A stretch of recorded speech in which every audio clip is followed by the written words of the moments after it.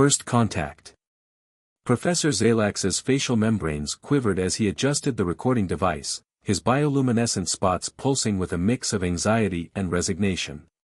The data crystal before him would capture what many in the Galactic Council would consider either heresy or revolution, perhaps both. As the senior training director of the Galactic Defense Academy, his words carried weight across 42 species and 12,000 inhabited worlds. Recording session 47B, Professor Zalax speaking, he began, his translator perfectly rendering his harmonic tones into standard galactic common. Let history note that I, Zalax of the Luminari, hereby submit my formal documentation of the Human Integration Initiative at the Galactic Defense Academy, with all its unprecedented consequences.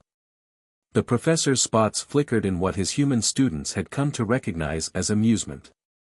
Even now, 2 cycles after the events he was about to describe, he still couldn't quite believe what had transpired.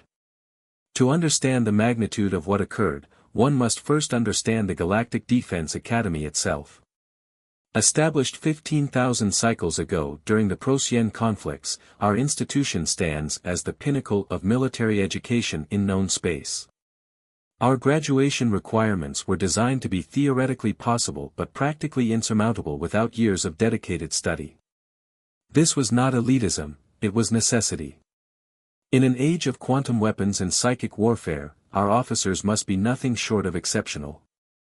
Zalax paused, his secondary breathing apparatus expanding as he collected his thoughts.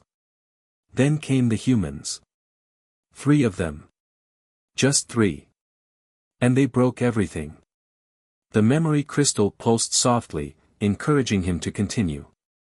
It began with first contact, of course. When humanity's primitive radio signals were first detected, no one in the council paid much attention. Another emerging species, barely out of their gravity well, still burning fossil fuels and fighting among themselves. Standard protocol dictated observation only. But then they did something unprecedented. They developed faster-than-light travel independently. Not through careful millennia of research like the Luminari. Not through ancient artifacts like the Proxians.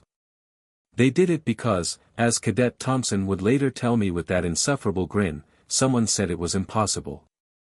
Zalax's spots darkened to a deep purple. The council was forced to make contact.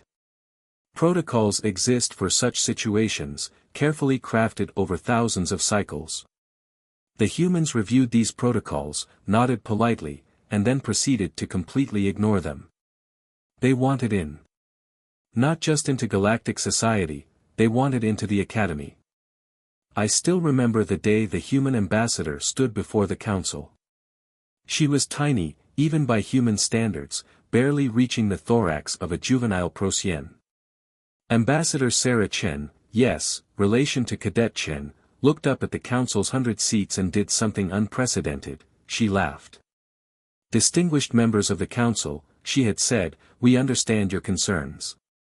We've reviewed your academy's requirements. Yes, they're difficult. Yes, they're designed to be nearly impossible. That's exactly why we want in. You see, humans have a rather peculiar relationship with the word impossible. The council, in their infinite wisdom, decided to allow 3 human cadets as a gesture of diplomatic goodwill. They chose this number carefully, believing it small enough to minimize potential damage to the Academy's reputation when they inevitably failed. After all, the entry examinations alone had an 82% failure rate among species that had been part of galactic society for thousands of cycles. They selected Mason Drake, Nova Chen, and Rex Thompson. On paper, they were humanity's finest. Drake, a theoretical physicist who had rewritten several fundamental equations of spacetime by age 20. Chen, a tactical prodigy who had never lost a simulated battle scenario. And Thompson, a xenobiologist who had already made breakthroughs in understanding alien psychology. But papers, as humans say, lie. We would soon learn that these weren't their most important qualities. Not even close. The day they arrived at Centaur Prime, our binary suns were at their zenith. The welcoming committee consisted of 42 faculty members, representing each major species in the Academy. We stood in the arrival chamber, gravity set to Earth standard as a courtesy, though we soon learned this was unnecessary. The transport doors opened, and out stepped 3 figures who would change everything. Drake led, his red hair blazing under our suns, taking in the 2.3 standard gravity with nothing more than a slight adjustment to his stance. Chen followed, her movements so precise that several Procyon combat instructors immediately activated their recording devices. Thompson brought up the rear, already grinning like he knew something we didn't. He did. "Welcome to Centaur Prime," I said, my translator working overtime to convey the proper formal tones. "You stand in the most prestigious military academy in known space. Over the next 10 cycles, you will be tested beyond your limits. Many fail. Most quit. Some." "Question," Thompson interrupted, raising his hand like a primary school student. "These tests you mentioned in the briefing materials. They're basically just really advanced video games, right?" The chamber fell silent. Even the atmospheric processors seemed to pause. I remember my spots turning pure white with shock. "Cadet Thompson," I managed, "these are sophisticated combat and tactical simulations developed over thousands of cycles by the finest minds in the galaxy." He nodded. "Yeah, video games. Cool. When do we start?" That was the moment. Looking back, that was when everything began to change, though none of us knew it yet. We had expected them to be overwhelmed, intimidated, or at least respectfully awed. Instead, they were excited. The humans had a saying that would become painfully familiar over the next few months: "Hold my beer." When I finally asked Cadet Drake what this meant, his explanation was troubling: "It means watch this." And watch we did. Though none of us were prepared for what we would see. Computer, end recording segment 1. Note for continuation: begin next session with the quantum physics incident. That should set the proper tone for what followed. As Zalax reached to deactivate the recording crystal, he paused, his spots shifting to the deep blue of professional satisfaction. Additional note: the humans are still arguing about who gets to say, "I told you so," to the council first. My money's on Thompson. The crystal pulsed once more and went dark, storing the first chapter of what would become known throughout the galaxy as the human variance. The quantum physics incident. Resume recording session 47C, Professor Zalax speaking. The quantum physics incident, as we now refer to it, occurred during their 3rd week at the Academy. Traditionally, theoretical quantum physics is the first major hurdle cadets face, a brutal introduction that typically eliminates 40% of each incoming class within the first cycle. The professor's bioluminescent spots rippled with remembered astonishment as he continued his documentation. The quantum physics curriculum requires students to comprehend and manipulate 15 dimensions simultaneously. Even species with natural quantum sensing abilities, like the Proxians, require months of preparation before attempting the basic exercises. We had scheduled the humans for 2 cycles of preparatory studies before their first practical attempt. They lasted 3 days. I was in my office when combat instructor Vextral burst in, his crystalline form vibrating with agitation. "The humans," he chimed, "they're in simulation chamber 0. There. He couldn't even finish the sentence. I accessed the chamber's monitoring systems immediately. What I saw defied explanation.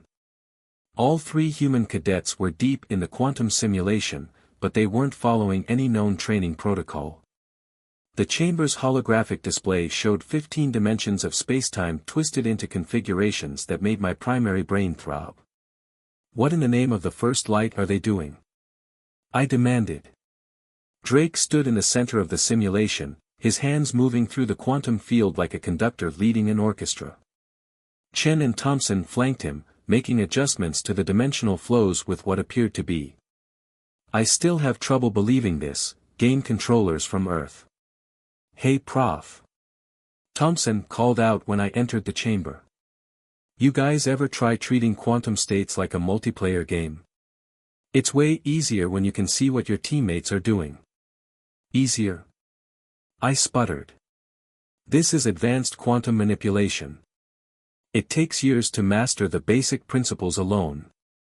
Chen looked up from her controller, her dark eyes sparkling with that unsettling intensity. Not really. Mason figured out it's basically just like this old Earth game called Portal, but with more dimensions. Once you think of it that way, it's pretty straightforward. Portal. The translator struggled with the term. Yeah, Drake explained, never taking his eyes off the quantum field. It's all about thinking with portals, understanding how objects and space can connect in nonlinear ways. We just added a few more spatial dimensions and quantum uncertainty principles. The game controllers help us manipulate things more intuitively than your standard neural interfaces. I watched in stunned silence as they proceeded to solve quantum configuration problems that had stumped our best theorists for centuries. They weren't just completing the exercises, they were fundamentally reimagining how we approached quantum mechanics itself. The thing is, Thompson added, that eternal grin still plastered on his face, your traditional method tries to understand all 15 dimensions at once. That's like trying to eat an entire feast in one bite. We're breaking it down into smaller, manageable chunks and treating each dimension like a different game level. But that's not how quantum mechanics works, I protested. The dimensions are inherently interconnected. You can't simply separate them. Drake finally looked up from his work. Sure you can. You just have to think fourth-dimensionally. He paused, then laughed at some private joke. Sorry, that's from another old movie. But the principle stands. We're not separating the dimensions permanently, we're just breaking them down to understand their relationships better, then putting them back together. Like a puzzle, Chen added. Or a really complicated game of Jenga. Jenga? My translator gave up entirely. What followed was perhaps the most revolutionary 3 hours in the history of quantum physics education. The humans proceeded to demonstrate how various Earth entertainment programs, games, they called them, had accidentally prepared them for understanding higher-dimensional mathematics. This part here, Drake explained, manipulating a particularly complex quantum knot, is just like solving a Rubik's Cube in 4 dimensions. And this bit, he gestured to a probability cascade, that's basically Tetris with uncertainty principles. You're saying, I managed, my spots pulsing with disbelief, that human recreational activities accidentally taught you principles of quantum mechanics. Not accidentally, Thompson corrected. Humans have been using games to understand complex systems for thousands of years. We just never realized we were practicing for actual quantum mechanics. The implications were staggering. Within days, we had human cadets teaching senior quantum theorists how to approach dimensional mathematics through the lens of what they called gameplay mechanics. The success rate in basic quantum physics courses jumped by 300% after implementing their methods. But it wasn't just their approach to learning that shocked us. It was their complete lack of reverence for established principles. When faced with a quantum configuration that every textbook declared impossible, they didn't accept the limitation. Instead, they asked why it was impossible, then proceeded to prove it wasn't. The books say it's impossible because no one's done it yet, Drake explained after successfully creating a stable 15-dimensional quantum loop that our theories said couldn't exist. That's not the same thing as it being actually impossible. It just means no one's figured out the right way to think about it. This incident forced us to reevaluate not just how we taught quantum physics, but how we approached education entirely. The humans weren't just learning, they were transforming the very nature of learning itself. Perhaps most disturbing was their casual attitude toward these groundbreaking achievements. After revolutionizing quantum physics education, they simply asked what was next on the curriculum. That was fun, Thompson said, stretching after their first session. When do we get to the hard stuff? I remember staring at him, my spots cycling through colors of confusion. Cadet Thompson, you just rewrote several fundamental principles of quantum mechanics. How can you possibly consider that easy? He shrugged, a human gesture I've come to recognize as meaning either, I don't know, or, I know exactly why but enjoying watching you figure it out. It's just like the professor said back on Earth, if you can play video games, you can do anything. The truly frightening part. He was right. But none of us were prepared for what happened when they approached the combat trials with the same attitude. That deserves its own recording session. Computer, end recording segment 2. Note for continuation, begin next session with the combat trials incident. And add a personal note, research these video games. There may be more to human recreational activities than we initially assumed. The recording crystal dimmed, storing another chapter in what was quickly becoming less of a standard academic report and more of a revolutionary manifesto. Professor Zalax's spots shifted to a contemplative green as he considered how to document the next phase of the human's journey, one that would challenge not just the Academy's methods, but its very understanding of what combat meant. The combat trials. Resume recording session 47D, Professor Zalax speaking. The combat trials, by the first light, where do I even begin? After the quantum physics incident, we thought we were prepared for human unorthodoxy. We were wrong. The professor's spots flickered with a mix of amusement and residual anxiety as he continued. The Academy's combat training facility is a marvel of engineering, a massive complex capable of generating variable gravity fields from 0.1 to 12 standard units, with atmospheric conditions replicating any known battlefield in the galaxy. The combat trials are designed to push candidates to their absolute physical and tactical limits. Traditionally, species train in gravity fields similar to their homeworld before gradually adapting to more extreme conditions. Humans, coming from a 1G world, should have started in similar conditions. Should have. I arrived at the training complex early one morning to find all 3 human cadets already there, running combat drills in 3G. Combat Master Kvax, a Procyon veteran with 4 centuries of experience, watched in what I can only describe as horrified fascination. They've been at it for 3 hours, Kvax reported, his crystalline form vibrating with concern. They're enjoying it. Drake and Thompson were engaged in hand-to-hand combat while Chen ran a targeting simulation. All 3 were drenched in sweat, a disturbing human cooling mechanism, but grinning. Those eternal grins. Cadets. I called out. This is highly irregular. You haven't been cleared for high-gravity training yet. Thompson, ducking under Drake's punch, called back cheerfully. We checked the regulations, Professor. There's no rule saying we can't train in higher gravity if we want to. Besides, this is basically just weight training with extra steps. Weight training. My translator struggled again with human terminology. Chen, never taking her eyes off the targeting simulation, explained, on Earth, we deliberately make things harder during training so they're easier in actual conditions.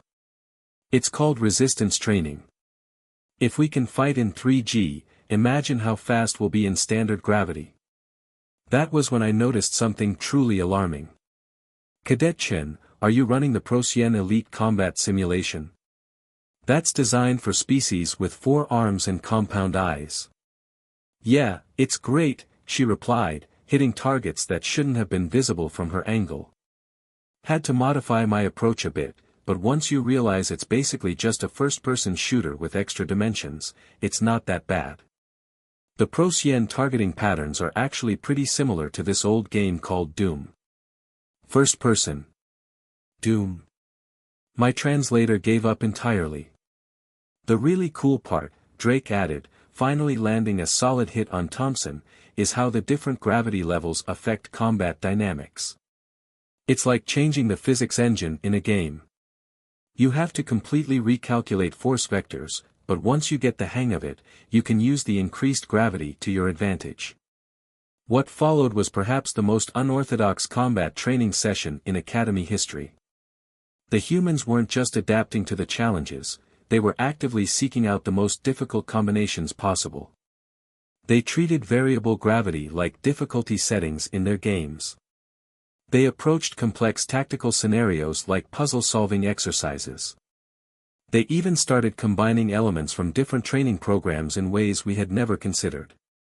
"Hey Prof," Thompson called out during a particularly intense session, "what happens if we combine the Procyon four-dimensional combat protocols with the Luminary psychic defense training?" "That's impossible," Kvax interjected. "The neural load would be awesome." Thompson interrupted. "Let's try it." Before we could stop them, they had programmed a hybrid simulation that should have been neurologically overwhelming. Instead, they treated it like a raid boss, Chen explained later, seeing my confusion. "In games, when you fight a really tough enemy, you have to manage multiple threats simultaneously while coordinating with your team. This is basically the same thing, just with more math and actual physics." Their approach to combat training forced us to completely reassess our methods. They weren't just completing the exercises, they were finding new ways to combine and enhance them. Their innovations began spreading to other cadets. Within weeks, we had Procyon warriors using human video game strategies to improve their targeting accuracy. Luminary psychics were adopting human speedrunning techniques to optimize their combat movements. Even the Crystalline Collective was incorporating human combo systems into their tactical planning. But the true revelation came during the infamous impossible scenario. The impossible scenario was designed as a psychological tool, a combat simulation that couldn't be won, intended to teach cadets about accepting inevitable defeat. In 12,000 cycles, no one had ever completed it successfully. It was programmed with adaptive algorithms to ensure that victory was mathematically impossible. The humans requested to attempt it as a team. "It's just like a game's secret boss," Thompson explained. "The ones developers put in thinking no one will ever beat them. Trust me, gamers always find a way." What followed was, I still have trouble believing what I witnessed. They approached the scenario like what they called a speedrunning community, systematically analyzing every aspect of the simulation, sharing strategies, and testing different approaches. "Look," Drake pointed out during their 47th attempt, "the simulation's adaptive algorithms follow specific patterns. If we can force them to loop back on themselves, like corrupting a game's code through specific inputs." Thompson exclaimed. "Remember the old Pokemon glitches?" "Exactly. Nova, if you can replicate that targeting pattern from the Procyon trials while Rex and I manipulate the gravity fields." They were speaking faster than the translator could handle, mixing technical jargon with references to Earth entertainment that made no sense. But their excitement was palpable. On their 73rd attempt, they did it. They broke the unbreakable scenario. Not through brute force or conventional tactics, but by forcing the simulation's adaptive algorithms into a recursive loop while exploiting a combination of physics principles that our programmers had considered too absurd to restrict. "That was fun," Thompson declared afterward, while our technical team was still trying to understand how they had accomplished the impossible. "Anyone up for trying it again with additional constraints? Maybe add some luminary psychic elements?" The most disturbing part wasn't that they had beaten the unbeatable scenario. It was that they had enjoyed it. They saw it not as an impossible challenge, but as an invitation to innovate. "Humans," Chen explained to me later, "have been training to beat impossible games since before we had computers. Every game, every challenge, every rule system eventually gets solved by someone who refuses to accept its limitations." "But these aren't games," I protested. "These are serious combat scenarios designed to prepare officers for real warfare." She smiled, that unsettling human expression that I've come to recognize as either genuine amusement or impending chaos. "Professor, what do you think games are?" "They're simulations. Ways to practice problem solving and strategy without real consequences. Humans have been using games to prepare for real challenges for our entire history. The implications continue to disturb me. If humans approach every challenge, every limitation, every impossible scenario as just another game to be solved. Computer, End recording segment 3. Note for continuation, document the psychic training incident. Though perhaps I should wait until the repair work on the Psi Labs is completed. The recording crystal dimmed, storing another chapter in what was becoming a comprehensive study in human-induced chaos. Professor Zalax's spots shifted to a deep purple of contemplation as he considered the next phase of their journey, one that would challenge not just the physical limits of the Academy, but the very nature of consciousness itself. The Psychic Awakening. Resume recording session 47E, Professor Zalax speaking. The Psychic Training Incident. The Council has requested I be thorough in documenting this particular event, though I suspect they won't believe it even with complete documentation. The professor's spots pulsed with a complex mixture of colors that the recording device struggled to categorize. To understand the magnitude of what occurred, one must first understand that humans are not a psychic species. Their minds are effectively closed systems, no natural telepathic ability, no empathic resonance, not even basic quantum consciousness awareness. When they first arrived, our psychic training faculty suggested we skip this portion of their education entirely. We should have known better by then. What do you mean, humans aren't psychic? Thompson had asked during the initial briefing. We've been training our brains to do weird stuff for centuries. Haven't you guys ever heard of meditation? Biofeedback? The flow state? I remember my spots flickering with confusion. Cadet Thompson, there's a difference between mental discipline and actual psychic ability. Our training requires students to manipulate quantum consciousness fields, project telepathic shields, and maintain multiple simultaneous mental connections across dimensional barriers. So, it's basically multiplayer meditation with extra steps. Chen suggested, already pulling out one of their ubiquitous data tablets. Like those old EEG feedback games where you had to control things with your brain waves. This is not a game. Professor Vrax, our head of psychic studies, had protested. This is about fundamental manipulation of consciousness itself. Drake, who had been unusually quiet, finally spoke up. Actually, this reminds me of something. Remember that old experiment where they hooked people up to computers and taught them to control cursors with their thoughts? And those meditation masters who could control their body temperature? What if we combined those principles with what we learned about quantum physics? Before we could stop them, a phrase that I realize appears frequently in these records, they had requisitioned the basic psychic training equipment and begun experimenting. What followed would challenge everything we thought we knew about the nature of consciousness. They approached psychic training like they approached everything else, as a system to be understood, broken down, and mastered through iterative testing and unconventional thinking.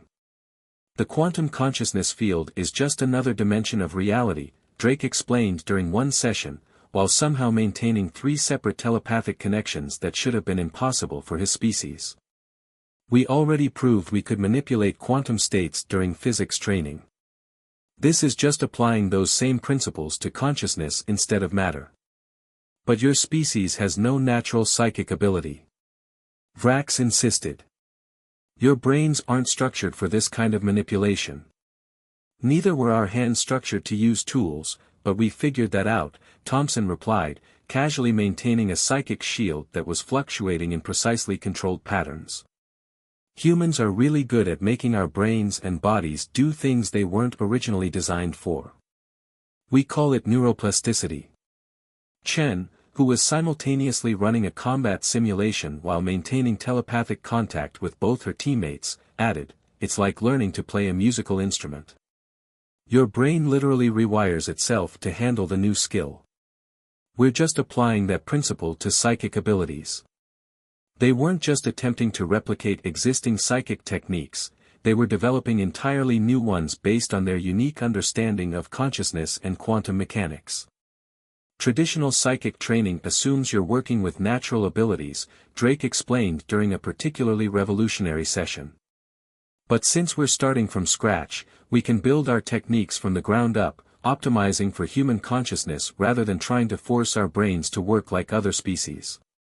The breakthrough came during what we now call the consciousness cascade event. The humans had been experimenting with combining their quantum physics knowledge with various Earth meditation techniques and something they called speedrunner muscle memory. The thing about consciousness, Thompson theorized, is that it's not just about the individual mind. It's about patterns of information processing. If we can understand and manipulate those patterns. He never finished the sentence.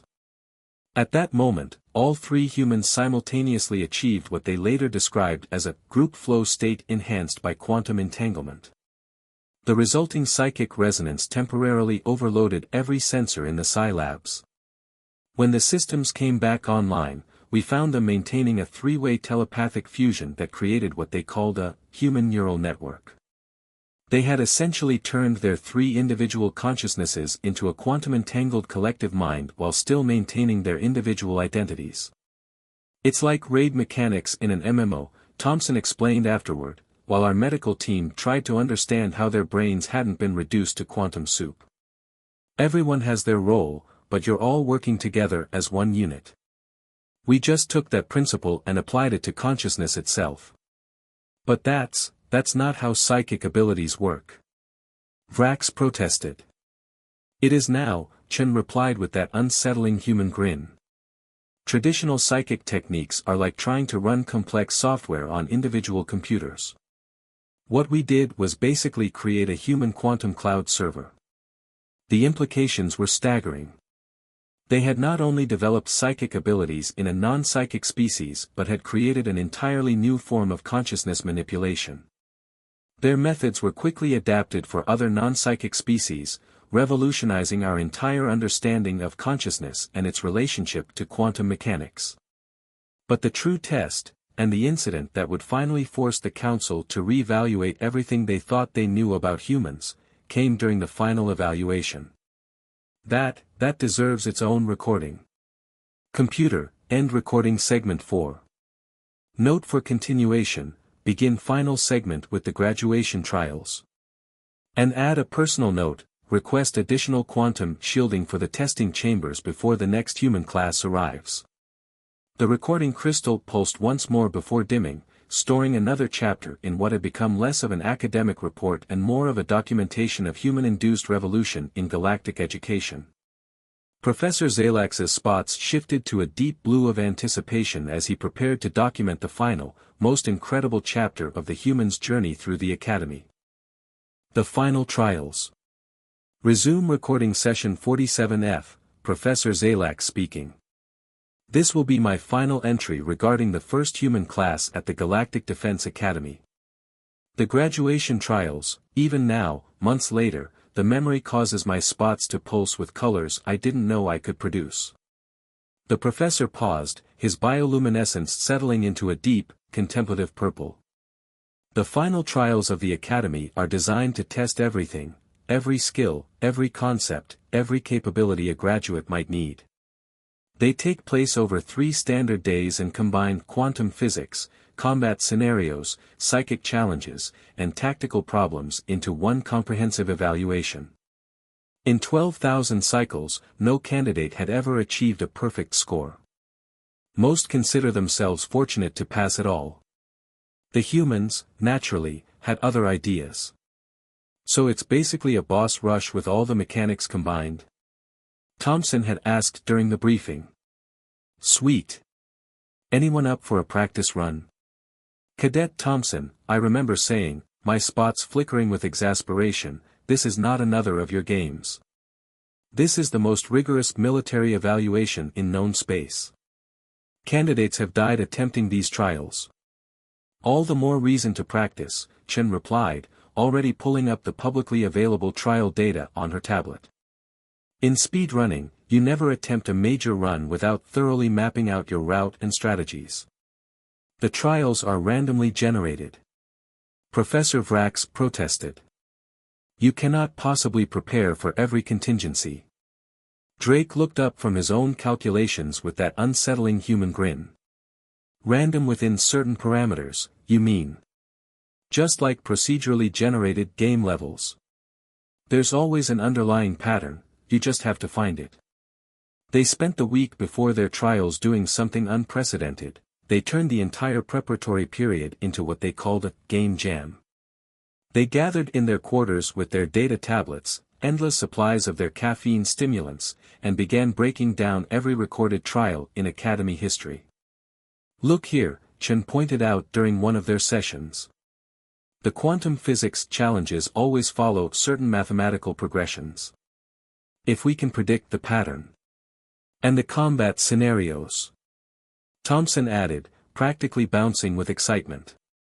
"They're like fighting game combo strings. There's a rhythm to them. Plus," Drake mused, "the psychic challenges seem to escalate in a Fibonacci sequence. If we combine that with our quantum neural network." They were speaking faster than the translators could handle, mixing technical jargon with their peculiar Earth references. But there was something else in their voices, something I had learned to recognize and fear: anticipation. The day of the trials arrived. The evaluation chamber was prepared, the council observers were in position, and our medical team was standing by. The humans arrived early, looking disgustingly alert despite apparently not sleeping for the past 3 days. Before we begin, I felt compelled to say, I want you to know that merely surviving these trials will be considered a remarkable achievement for your species. There is no shame in. Professor, Chen interrupted politely, remember what we said about speedrunning? And world records? Thompson added. And perfect scores? Drake finished. That's when I noticed they were all wearing what appeared to be matching uniforms, but not their academy uniforms. These were black with glowing blue lines, something they called gamer gear. It's for luck, Thompson explained, seeing my confusion. Plus, they're really comfortable for long gaming sessions. What followed was. The professor's spots cycled through a rainbow of colors before settling on a brilliant white of pure astonishment. They didn't just complete the trials. They didn't just survive them. They turned the most grueling military evaluation in known space into what they called a synchronized speedrun. They moved through the quantum physics challenges like dancers, their movements perfectly coordinated as they manipulated 15-dimensional spacetime with casual ease. Their combat performance looked more like choreography than warfare, each movement flowing seamlessly into the next as they maintained their quantum neural link. During the psychic trials, they didn't just defend against mental attacks, they turned their hybrid consciousness into what Thompson called a raid boss, forcing the evaluation system to adapt to them rather than the other way around. But it was during the final challenge that they truly broke everything we thought we knew about human capabilities. The ultimate trial combines all elements: quantum mechanics, combat, psychic ability, and tactical decision-making, into one impossible scenario. They completed it in 17 minutes. The previous record was 4 hours. That was awesome. Thompson declared afterward, while our medical team frantically tried to understand how their brains hadn't exploded from the neural load. Anyone up for another run? I think we can optimize that middle section better. Maybe after coffee, Chen suggested, already reviewing their performance data. I noticed a few frame-perfect opportunities we missed. And I think we can squeeze a bit more efficiency out of our quantum calculations, Drake added. The consciousness cascade pattern had some redundancies we could streamline. They were discussing the most extraordinary military achievement in galactic history like it was. Like a casual gaming session, Thompson supplied helpfully. You should see how serious we get when we're actually trying to break records. The council observers were speechless. The evaluation systems needed 2 days to process what they had witnessed. And the humans? They celebrated by organizing what they called a LAN party to play their Earth games, claiming they needed to cool down. In the end, we had no choice but to graduate them. Their performance scores had to be classified because no one would believe them anyway. But more importantly, they had taught us something fundamental about humanity that I fear the galaxy is not ready to fully comprehend. To humans, everything is a game. Not in the sense of frivolity or lack of seriousness, but in the most profound way possible. They see every challenge, every limitation, every impossible task as a system to be understood, optimized, and eventually mastered. They approach the fundamental laws of reality itself with the same determination their ancestors once applied to stacking blocks or moving pixels on a screen. And perhaps most terrifyingly of all, they enjoy it. The Council has authorized accepting 30 human cadets for next year's class. May the First Light have mercy on us all. Computer, end final recording segment. Add personal note, request triple the normal budget for facility repairs and equipment replacement. And perhaps invest in some of these video games for research purposes. There may be more to human recreational activities than we initially assumed. The recording crystal pulsed one final time before going dark, storing the last chapter of what would become known throughout the galaxy as the Human Variance, a document that would revolutionize not just military training, but the very way the galaxy understood human potential. And somewhere in the Academy's halls, 3 newly graduated officers were already planning how to break their own records.